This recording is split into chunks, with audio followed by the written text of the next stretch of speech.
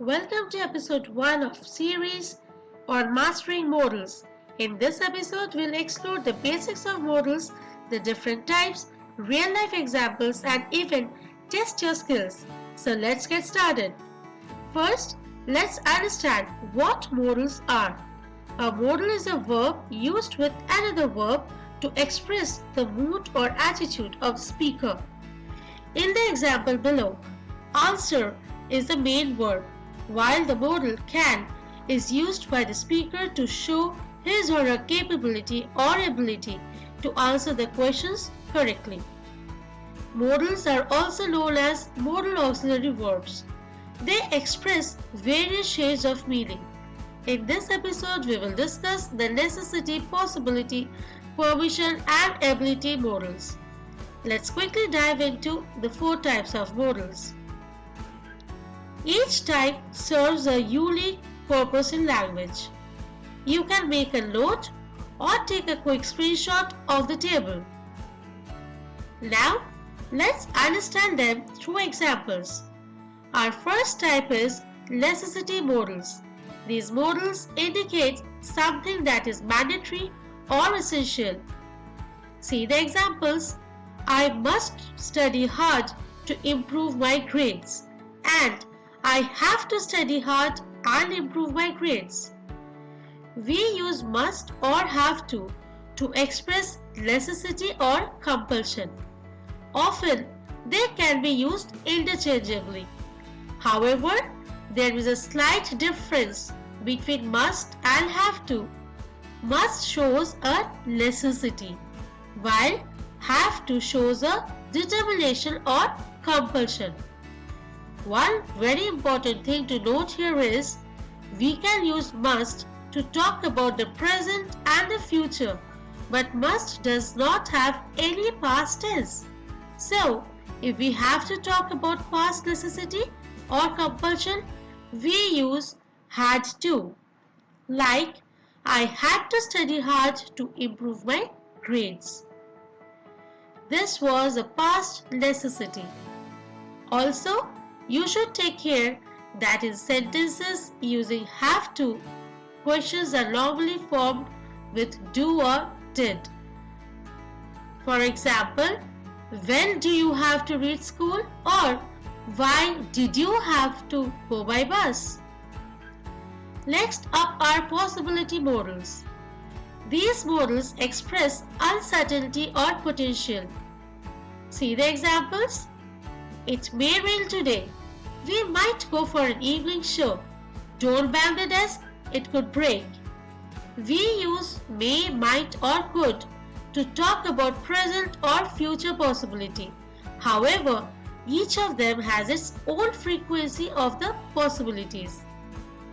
May suggest a good possibility, might suggest a weak possibility, while could suggest a still weaker possibilities. See the last 2 sentences and make a note. It's very important. When using a negative, may not and might not are possible with these kind of feelings, but not, could not. Like, she will not be coming to the party cannot be said or written as she could not be coming to the party, or she might not be interested cannot be she could not be interested. If you use could not in such cases, the sentence will be meaningless. Moving on to permission modals. These modals deal with granting or seeking permission. Here are the examples. Can I borrow your pen for a while? May I come in, ma'am?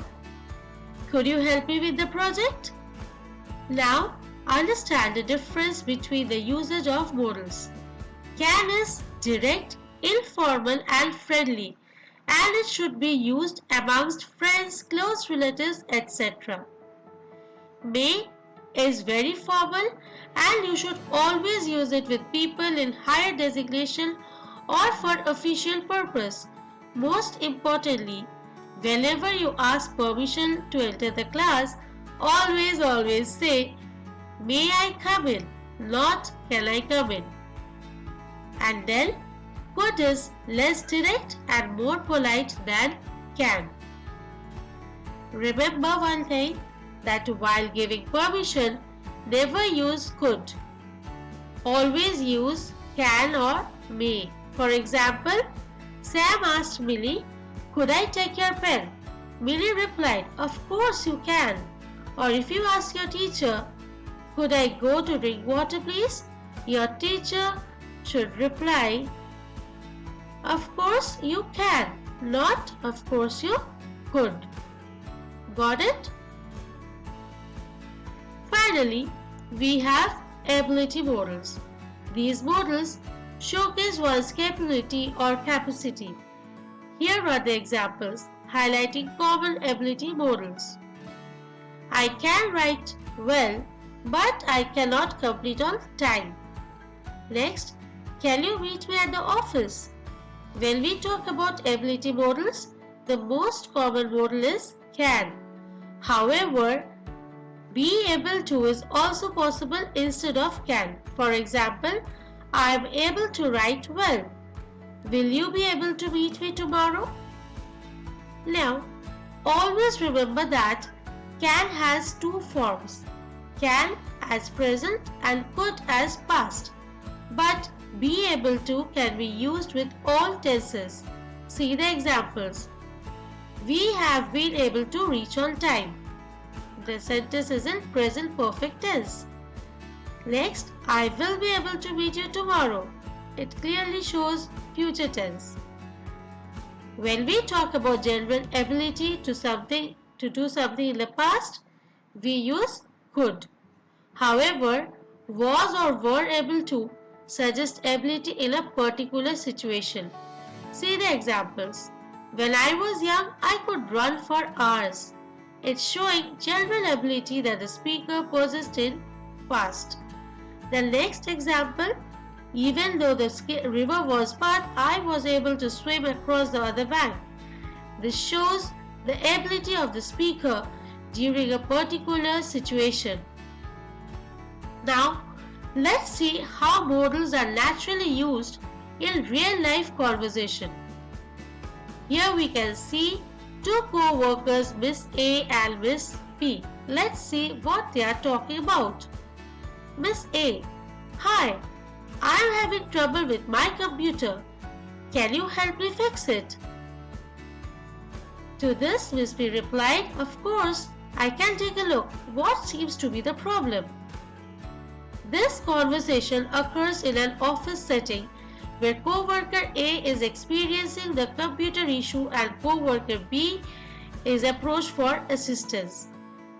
In this conversation, the modal verb can is used naturally to express the ability or willingness to help. Miss A asks for assistance using can you help me, to which Miss B responds with I can take a look, indicating the ability and willingness to assist with the computer issue. The significance lies in the use of can to offer help, demonstrating not only the capability but also the willingness to assist, fostering a cooperative and helpful atmosphere in the workplace. And this is a real-life conversation which showcases how modals are used naturally in everyday communication to express ability and willingness. It's remarkable how these small words play a significant role in communication. Now it's time to put your knowledge to the test. I have some practice exercises based on these modals. Let's see how well you have grasped the concepts. Quickly solve the questionnaire. Number 1. Lisa dash play the piano beautifully. What do you think? Which is the correct option? Number 2. Dash I use your laptop for a moment. Remember, you have to seek permission.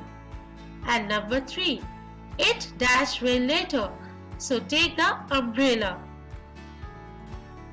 Use the word that suits a lame possibility. Now that you are well versed about the basics of modals, Let's establish some essential rules for using them effectively. Number 1. Use modals to express mood and attitude of the speaker. Number 2. Use modals to convey the ideas of permission, possibility, probability, ability, suggestion, advice, necessity, obligation, offer, prohibition, etc. Remember that modals have only one form. They do not change according to the person or number of the subject. Example: I can, you can, he can, she can, it can, or they can. Number 5. Modals are followed by a main verb.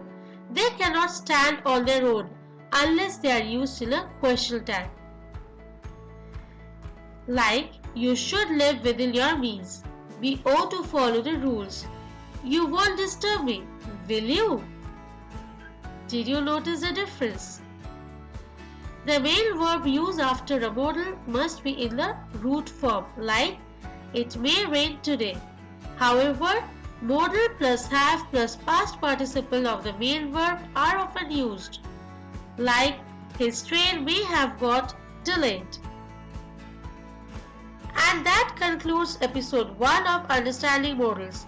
In the next episode, we'll delve deeper in the other types of modals, understand how they work with tenses, explore how it affects and influences our lives, and become a modal pro. Thank you for joining me, and I look forward to see you in episode 2. Don't forget to like, share, subscribe, and click the bell. Take care. Bye-bye.